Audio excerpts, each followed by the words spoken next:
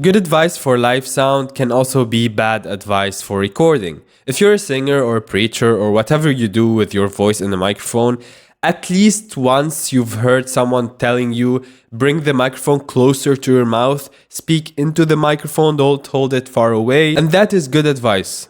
However, if you overdo it, if you're literally eating the microphone like this, there's nothing that can fix it, especially if we're recording in the studio.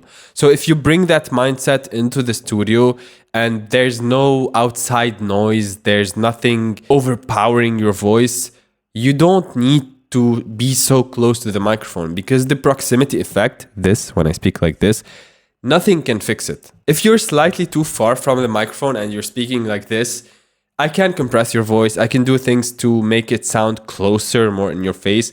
But if it's too close, there's nothing I can do to bring it back. The only thing that I can do is cut a ton of low frequencies. So if I'm doing like this, I can cut all low frequencies and it sounds thinner or not as close. However, in the context of a mix of music, your voice will be disconnected from the music. So it's either sounding too close and uncomfortable, or it sounds very disconnected from the music. There's no middle ground. We need low frequencies in the voice to blend in with the rest of the music.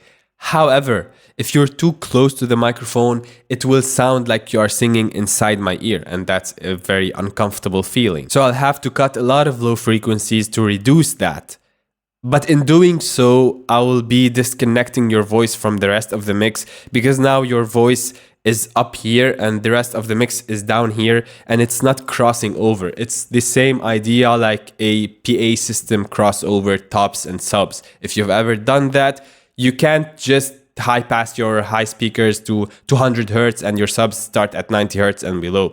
There's a gap. There's no overlap. You need overlap. So if you're recording in the studio, please keep the microphone slightly further away than you are used to, at least a fist distance. So if you grab your hand, clench your fist like this, put it in front of your mouth, that is the distance. So this, like this, there's at least a fist between my mouth and the microphone.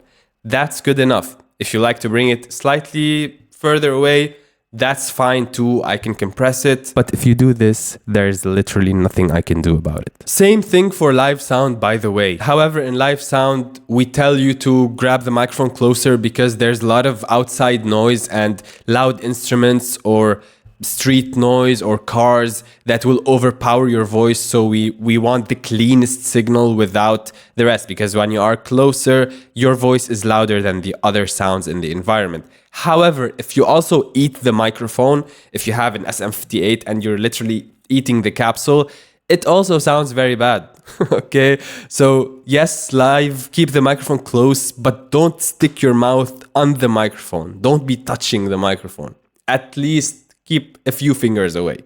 Cool, in the studio, keep at least a fist away or even slightly more. And I'm speaking like this because I had to mix a few songs that were recorded in the studio, but the singer was literally eating the microphone and I really struggled to make it work. The vocal either sounded too loud in the mix or too quiet. There was no middle ground.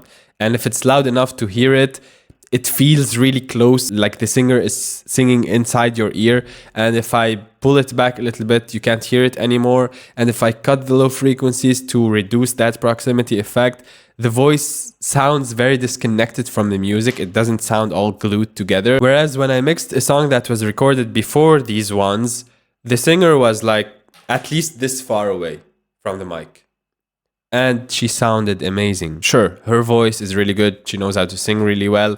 However, that distance helped me. When I compressed it a lot, it sounded very close and very open. It didn't sound like she's singing inside my ear. So yeah, if you're struggling to make the vocals sit right in the song, maybe the vocalist is eating the microphone. If you know somebody who always likes to do this or do that, send them this video.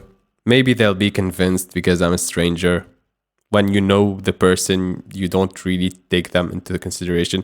Anyway, if you like this video, make sure to hit the like button, click on the video on screen right now, and I'll see you there.